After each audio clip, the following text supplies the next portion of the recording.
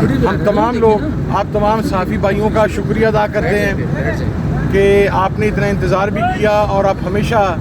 یہاں پر کوریج کے لیے موجود ہوتے ہیں اور ہماری آواز کو قوم تک پہنچاتے ہیں، خان صاحب کی آواز کو قوم تک پہنچاتے ہیں۔ آج مذاکراتی کمیٹی کی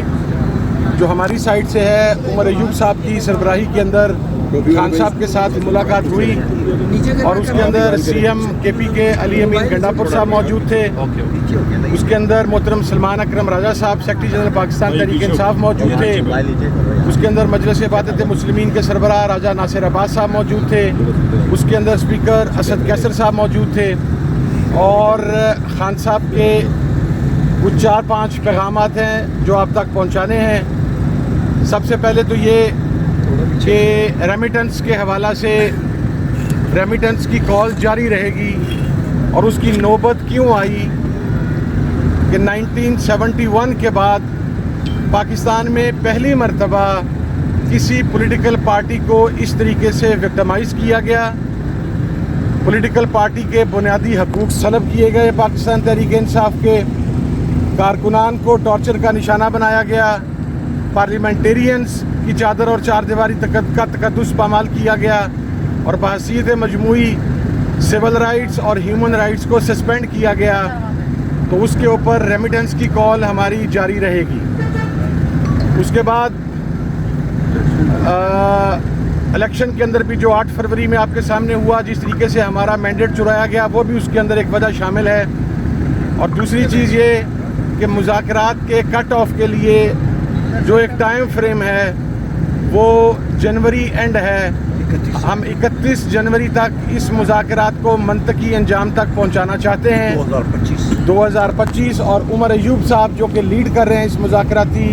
جو پروسیس ہے سارے کا سارا، اور ہماری کمیٹی کو وہ انشاءاللہ 2 تاریخ کو حکومت کو بھی یہ بات فارملی آغاز کر دی جائے گی اور آج آپ کے ذریعے بھی پہنچ جائے گی۔ تیسری چیز یہ کہ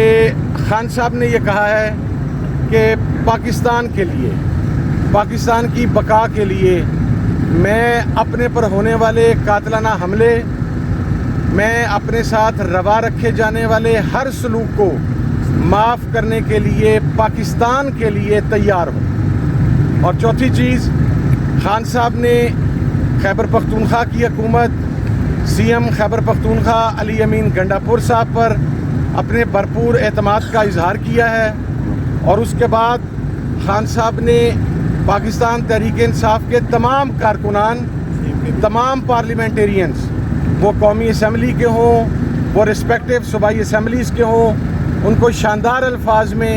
ان کے کھڑے رہنے پر، ان کی استقامت پر، فسطائیت کا سامنا کرنے پر یہ کہا ہے کہ یہ تمام میرا فخر ہیں، تمام پارلیمنٹیرین فخر ہیں، تمام کارکنان فخر ہیں، تمام اتحادی جماعتیں فخر ہیں۔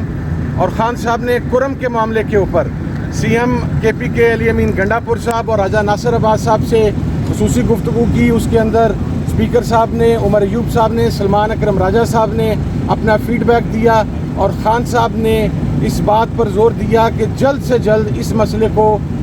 حل کرنا ہے اور اس کے حل کی طرف جانا ہے۔ یہ چند نکات تھے، چند پوائنٹس تھے، اور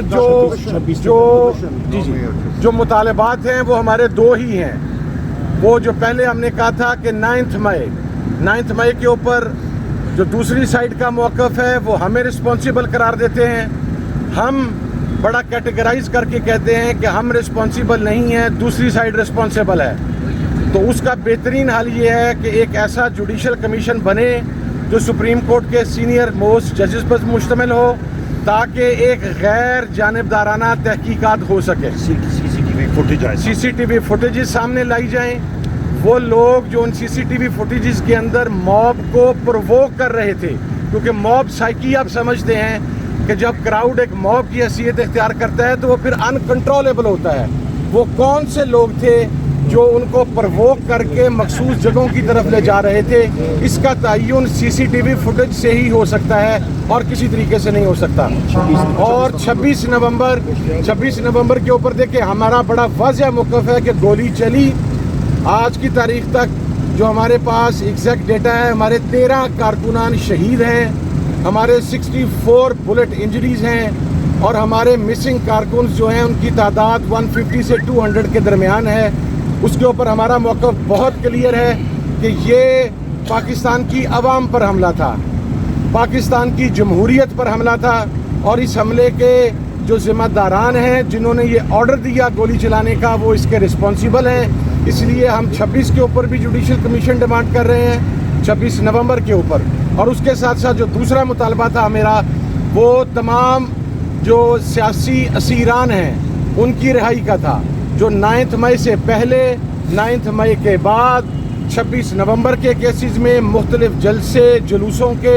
مختلف کارنر میٹنگز میں، نچلے لیول سے لے کے اوپر والے لیول تک جو مختلف جیلوں میں ہیں، جن کا ٹرائل کمپلیٹ نہیں ہو رہا، جس کے اندر پروسیکیوشن کی طرف نہیں جا رہی،